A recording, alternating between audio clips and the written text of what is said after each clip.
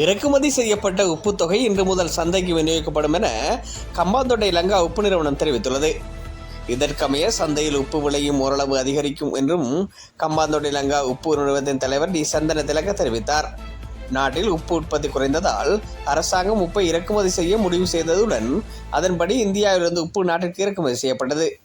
இறக்குமதி செய்யப்படும் உப்பு இன்று முதல் சந்தைக்கு விநியோகிக்க திட்டமிடப்பட்டுள்ளது.